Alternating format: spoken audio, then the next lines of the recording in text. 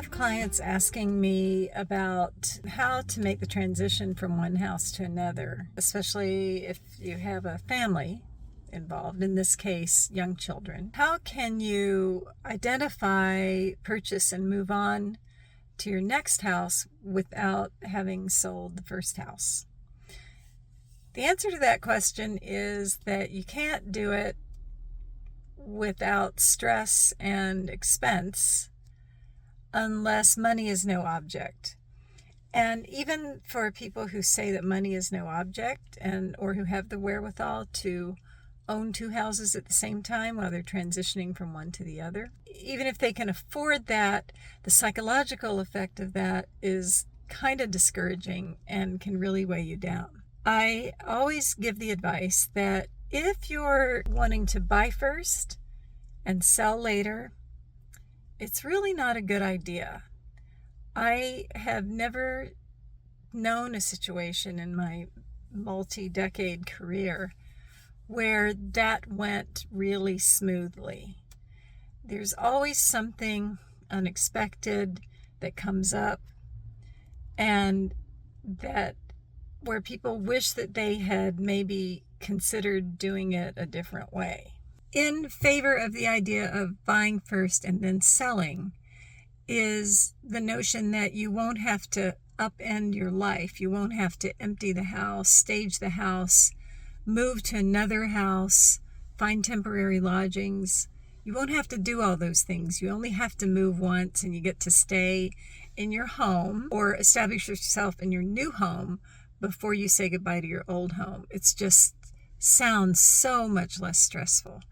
But the reality is very different. If you're planning on moving anyway, you may as well go ahead and bite the bullet and go through the pain of emptying the house and finding yourself temporary housing so that you can get your house sold. One of the reasons for this is it's pretty nice to know when you go shopping for the next place exactly how much money you made on the last place. A lot of things can change in a few months. The market may not be as good as it was when you bought.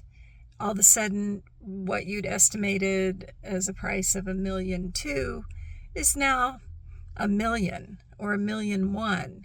Maybe it's not that drastic, but there's almost only one way it can go, which is down. If it goes up, that's bonus, but you can't count on that. So it's kind of like you're counting your chickens before they've hatched when you go ahead and buy and you haven't sold yet. The other thing is that if you aren't just walking around with loads of cash, you're going to have to do some kind of bridge financing. You're going to have to borrow more money. You're going to have to have loans on both of the houses. And bridge money, no matter how you slice or dice it, unless you have a rich uncle who's just going to give you the money interest-free for a little while, bridge financing is expensive. If you get a hard money loan, there's going to be a high interest rate on it. You're going to pay a couple of points to get that loan, and you're going to have to jump through all sorts of hoops to make that happen. And what becomes really trying is now you've bought your new house, you're very happy, everything's great, but you're carrying two houses.